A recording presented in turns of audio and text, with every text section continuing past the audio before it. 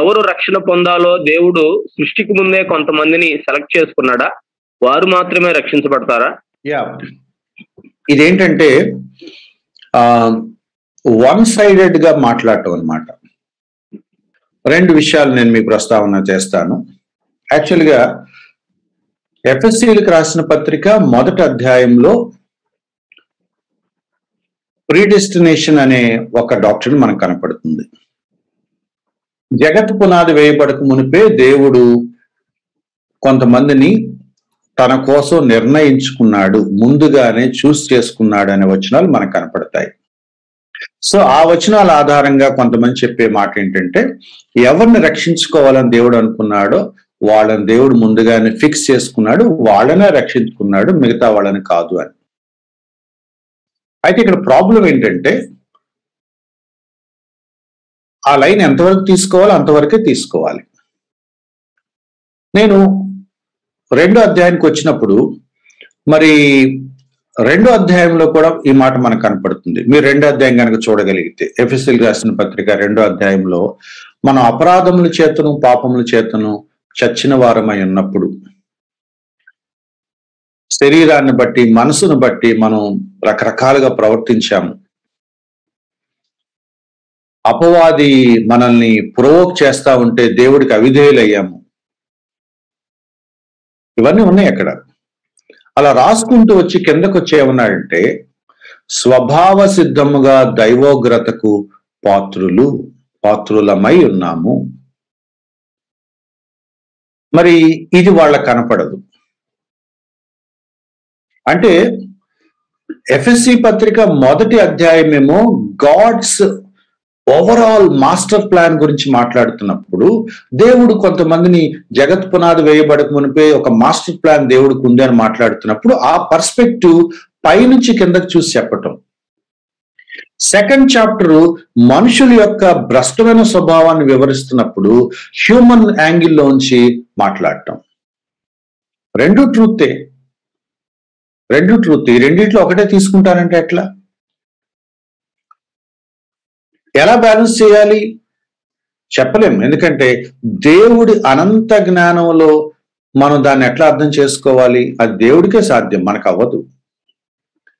నాకు బాగా అర్థమైన ఒక ఇల్లస్ట్రేషన్ మీకు చెప్పి దాన్ని నేను కొంచెం బ్యాలెన్స్ చేసే ప్రయత్నం చేస్తాను. చార్లెస్ స్పర్జన్ అని ఆయన ఈ మాట అన్నాడు.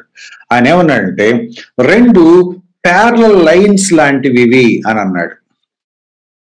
అంటే దేవుడు కొంతమందిని చూస్ చేసుకోవటం, సోవర్నిటీలో వీళ్ళు నా కోసం అని అనుకునేది బైబిల్ చెప్పింది అన్నమాట.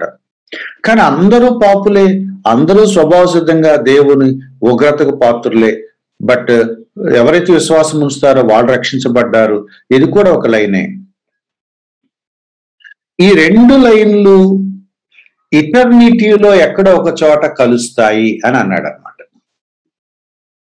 అంటే వెన్ యూ ఫ్యూచర్ లో నిత్యత్వంలోకి వెళ్ళాక ఓ ఇదే అని మనకు అర్థం అవుతుంది. అప్పటి వరకు ఈ రెండు పక్క పక్కనే ఉన్నట్టుగా వేరువేరుగా ఉన్నట్టుగా మనకు అనిపిస్తుంది. ఈ రెండు ఎక్కడో ఒక చోట ఇంటర్సెక్ట్ అయినప్పుడు then we will understand the truth. అప్పటి వరకు రెండు సత్యాలు ఉన్నాయి. ఎఫ్ఎస్సి పత్రిక చెప్పిన దానికంటే దాటి నేను వెళ్ళి చెప్పలేను కాబట్టి I would like to sum it up this way. దేవుడు కొంతమందిని చూస్ చేసుకున్నాడు. దేవుడు స్వభావ సిద్ధంగా దైవోగ్రతకు పాత్రులైన వాళ్ళని చూస్ చేసుకున్నాడు. ఎట్లా అర్థం చేసుకుంటాం? సో అంటే కొంతమందిని చూస్ చేసుకున్నాడు అనే మాట చుట్టూ ఉన్న కొన్ని మాటలు మనం మిస్ అవుతూ ఉంటాం. నేను ఒక్కసారి ఎఫ్ఎస్సి పత్రిక మొదటి అధ్యాయంలో ఉన్న కొన్ని మాటలు నేను మీకు చదివి వినిపిస్తాను. చాలా సార్లు అవి మనం మిస్ అవుతాము. అది కనుక నేను చదివితే మీకు ఆన్సర్ తెలిసిపోతుంది. ఎఫ్ఎస్సీలకు రాసిన పత్రిక మొదటి అధ్యాయం 4వ వచనం, ఉచితముగా మనకు అనుగ్రహించిన కృప. ఫస్ట్ పాయింట్, ఉచితముగా మనకు అనుగ్రహించిన కృప. దాని పక్కనే దయా సంకల్పము. ఆ మాటలు మీరు చూస్తున్నారని నేను అనుకుంటున్నాను. ఒకటి ఉచితముగా మనకు అనుగ్రహించిన కృప, 2 దయా సంకల్పం. ఏంటి ఆ సంకల్పము? దయతో చేసిన సంకల్పం. దాని కింద లాస్ట్కి వచ్చేటప్పటికి, ఆ వచ్చిన చివరికి వచ్చేటప్పటికి, ప్రేమ చేత క్రీస్తులో మనలను ఏర్పరచుకున్నాను. దేవుడు కొంతమందిని చూస్ చేసుకున్నాడు అన్నప్పుడు ఊరికినే చూస్ చేసుకున్నాడు అని అంటాం. బట్ ఇక్కడ రీజన్ కనపడుతుంది మనకి.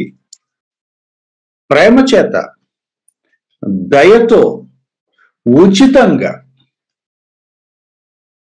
ఏముంది అందులో? ఇక క్రెడిట్ మనుషులకి ఏమీ లేదు. దయచేత, ప్రేమ చేత, కృప చేత, ఉచితంగా. ఎన్ని మాటలు ఉన్నాయి? ఉచితంగా, కృపచేత, దయా సంకల్పము, ప్రేమ చేత. So there is nothing in man. తన కృపచేత దేవుడు కొంతమంది రక్షించుకున్నాడు. బట్ ఆ మనుషులందరూ ఎవరు అంటే ఏ విధంగానూ పరలోకానికి అర్హత ఉన్న వాళ్ళు కాదు. వాళ్ళందరూ స్వభావ సిద్ధంగా దైవోగ్రత పాత్రులైన వాళ్ళే. వాళ్లను దేవుడు ఏర్పరచుకున్నాడు.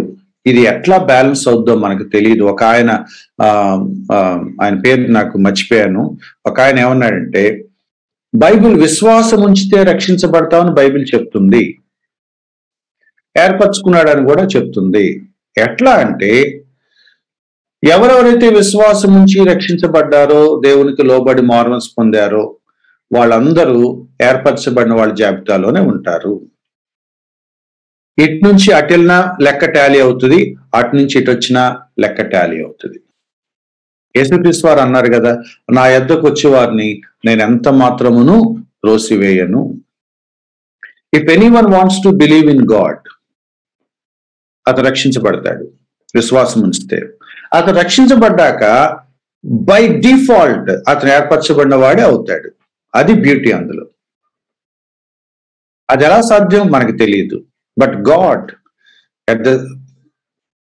in his sovereign will, in his infinite wisdom, నీ ఫ్రీ విల్ ని గౌరవిస్తూ, నీ స్వేచ్ఛాపూర్వకంగా నువ్వు తీసుకునే నిర్ణయాన్ని గౌరవిస్తూ, నీ విశ్వాసానికి నేను రక్షిస్తున్నానని చెప్పినప్పుడు అలా తీసుకున్నా కూడా ఫైనల్ గా నువ్వు ఏర్పరచబడిన జాబితాలోనే ఉంటావు. సో ఏర్పరచబడటం, దేవుడు కొంతమంది చూస్ చేసుకున్నాడు అనేది పైనుంచి ఇచ్చే ఒక పిక్చర్. దాన్ని మనం స్ట్రెచ్ చేయకూడదు. ఎందుకంటే దాని మీనింగ్ ఏమవుద్దంటే, కొంతమందిని ఏర్పరచుకున్నాడంటే కొంతమంది నరకానికి పోండి అని చెప్పాడని మనం అనుకుంటాం. అట్లా బైబిల్ ఎక్కడ చెప్పలేదు. బ్యాలెన్స్డ్ స్టేట్మెంట్ ఏంటంటే, స్వభావ సిద్ధంగా దైవోగ్రత పాత్రులైన వాళ్ళు పరలోకానికి వెళుతున్నారంటే బై గ్రేస్. నరకానికి వెళ్తున్నారంటే బై చాయిస్. నేను నరకానికి వెళ్తున్నానంటే నేను దానికి బాధ్యుణ్ణి. నేను పరలోకానికి వెళ్తున్నానంటే నేను దానికి కారణం కాదు, ఉచితంగా ఆయన తీసుకువెళ్తున్నాడు, నేను విశ్వాసం ఉంచాను కాబట్టి. నరకానికి వెళ్ళే వాళ్ళు ఎవరు కూడా రేపు నరకానికి వెళ్ళి నువ్వు నన్ను ఏర్పరచుకోలేదు కాబట్టి నేను నరకానికి వచ్చాను అనే స్టేట్మెంట్ ఇవ్వటానికి లేదు. బైబిల్ ఏమంటుందంటే, నువ్వు విశ్వాసం ఉంచలేదు కాబట్టి ఇక్కడికి వచ్చావు. పరలోకానికి ఎందుకు వెళ్ళావంటే మీరు విశ్వాసం ఉంచారు కాబట్టి, యేసుక్రీస్తు మీకోసం మరణించాడు కాబట్టి మీరు ఇక్కడికి వచ్చారు. సో అన్వాంటెడ్ గా మనం స్ట్రెచ్ చేయకుండా ఆలోచిస్తే ఒకటే. ఆర్సి ప్రౌల్ అని ఆయన ఈ మాట అన్నాడు, దేవుడు అన్యాయంగా ఎవరిని నరకానికి పంపడు, దేవుడు పక్షపాతంతో ఎవరిని పరలోకానికి తీసుకురాడు. సో ఎవరైనా పరలోకానికి వెళ్తుంటే వాళ్ళు క్రీస్తుని బట్టే వెళ్తున్నారు. ఎవరైనా నరకానికి వెళ్తుంటే వాళ్ళు తమ స్వంత బాధ్యత మీద నరకానికి వెళ్తున్నారు. సో పరలోకానికి విశ్వాసం ద్వారా రక్షించబడి వెళ్ళిన వాళ్ళందరూ మిరాక్యులస్ గా ఏర్పరచబడిన వాళ్ళే. For God it is a easy thing. మనకది ఎట్లా సింక్ అవుద్దో మనకు తెలియదు, but for God it is a normal thing. So Ephesians first chapter ని మనం నెగ్లెక్ట్ చేయకూడదు, సెకండ్ చాప్టర్ ని కూడా మనం నెగ్లెక్ట్ చేయకూడదు. ఈ రెండు కలుపుకుంటేనే ఎవరైతే పశ్చాత్తాపడి మారు మనసు పొంది విశ్వాసం ఉంచారో, ఎవరైతే ఏర్పరచబడ్డారో అటువంటి వాళ్ళ సమూహమే సంఘము అని 3rd చాప్టర్ చెప్తుంది. చూడండి బ్యూటీ. ఏర్పరచబడిన వాళ్ళ గురించి 1st చాప్టర్ చెప్తుంది. స్వభావ సిద్ధంగా పాపులై ఉండి రక్షించబడిన వాళ్ళ గురించి 2nd చాప్టర్ చెప్తుంది. ఈ ఏర్పరచబడిన వాళ్ళు, విశ్వాసం ఉంచి రక్షించబడిన వాళ్ళు కలిసిన సమూహాన్ని లోకల్ చర్చ్ అని అంటాం.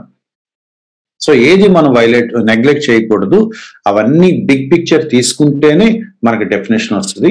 రిమైనింగ్ థింగ్స్ దేవుడు చూసుకుంటాడు. Thank you.